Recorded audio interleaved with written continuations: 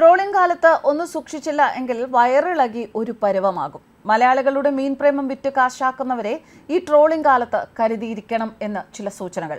Trawling നിരോധനം ആരംഭിച്ചിരിക്കുകയാണ്. അതോടെ ആഭ്യന്തര മത്സ്യ ലഭ്യത കുത്തനെ ഇടിഞ്ഞു. ഇതോടെ തമിഴ്നാട്, മഹാരാഷ്ട്ര, ഗോവ, കർണാടക, ആന്ധ്രാപ്രദേശ് ഈ സംസ്ഥാനങ്ങളിൽ നിന്നുള്ള മത്സ്യവരവ് കൂടിയിരിക്കുകയാണ്.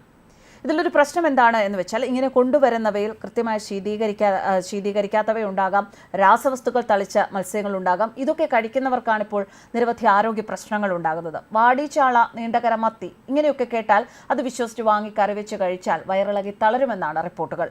ട്രോളിംഗ് നിരോധനത്തിനൊപ്പം വള്ളക്കാർക്കും മത്സ്യം കിട്ടാതെ വന്നിരിക്കുകയാണ്. അതോടെ ജില്ലയിലും വരവ് മത്സ്യം കഴിച്ച ആരോഗ്യ പ്രശ്നങ്ങൾ വ്യാപകമായി.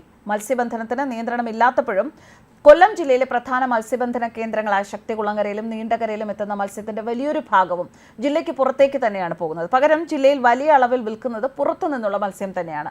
ലോറികൾക്ക് പുറമെ ട്രെയിനിലും വലിയ അളവിൽ മത്സ്യം ജില്ലയിലേക്ക് എത്തുന്നുണ്ട്. കരുനാഗപ്പള്ളി, പാരിപ്പള്ളി, ചടയമംഗലം ഇവിടെയൊക്കെ കമ്മീഷൻ കേന്ദ്രങ്ങളുണ്ട്. അവിടെ എത്തിച്ചാണ് ഇത് കൈമാറുന്നത്. എന്നാൽ ഇപ്പോൾ ആവശ്യക്കാർ കൂടുതലാണ്. അതുകൊണ്ട് തന്നെ ലോറികളിൽ കൊണ്ടുവരുന്ന മത്സ്യം വഴിനീളെ ഇറക്കി വിൽക്കുന്ന ഒരു ട്രെൻഡുമുണ്ട്. അതിർത്തികളിൽ ഭക്ഷ്യസുരക്ഷാ വകുപ്പിന്റെ സ്ക്വാഡ് ഉണ്ട് എങ്കിലും രാസവസ്തുക്കളുടെ സാന്നിധ്യമുണ്ടോ എന്നും, അതുപോലെ എത്ര കാലമായി ഇതിൽ എത്രത്തോളം പഴക്കമുണ്ട് ഈ രാസവസ്തുക്കൾക്ക് അല്ലെങ്കിൽ ഈ മീനിന് എന്നൊക്കെ അതിവേഗം നിർണ്ണയിക്കാനുള്ള സംവിധാനമില്ലാത്തതും ഒരു പോരായ്മയായി ചൂണ്ടിക്കാണിക്കുകയാണ്.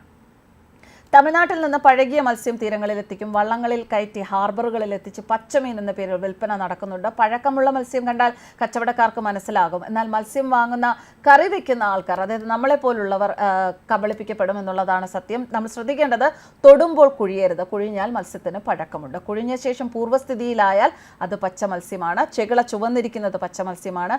കാപ്പിപ്പൊടി നിറമാണെങ്കിൽ മാറ്റിവെച്ചോളൂ, ചീഞ്ഞ മത്സ്യമാണ്. കറുത്തതെങ്കിൽ വളരെ പഴക്കം ഉള്ള മത്സ്യമാണ്. മത്സ്യസമ്പത്ത് വർദ്ധിപ്പിക്കാൻ, അതുവഴി മത്സ്യത്തൊഴിലാളികളുടെ വരുമാനം ഉറപ്പുവരുത്താനും ഒക്കെ പോഷകമൂല്യമുള്ള മത്സ്യങ്ങളുടെ വംശവർദ്ധനവ് നടക്കണം.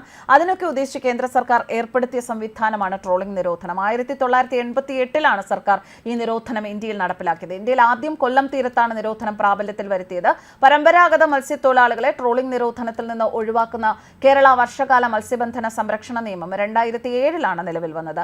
ചാള, അയല തുടങ്ങിയ മത്സ്യങ്ങളുടെ പ്രജനന സമയമാണ് മൺസൂൺ കാലം. ഈ സമയത്താണ് സാധാരണ ട്രോളിംഗ് നിരോധനം ഏർപ്പെടുത്തുക.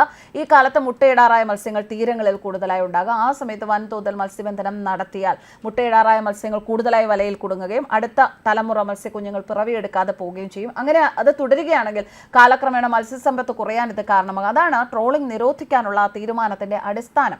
നിരോധന കാലത്ത് തീരത്തു നിന്നും 22 കിലോമീറ്റർ ദൂരെ വരെ മത്സ്യബന്ധനം അനുവദിക്കാറില്ല. എന്നാൽ പരമ്പരാഗത മത്സ്യത്തൊഴിലാളികൾ ഉപയോഗിക്കുന്ന ഇൻബോർഡ്, ഔട്ട്ബോർഡ് വള്ളങ്ങൾക്ക് ഈ നിയമം ബാധകമല്ല.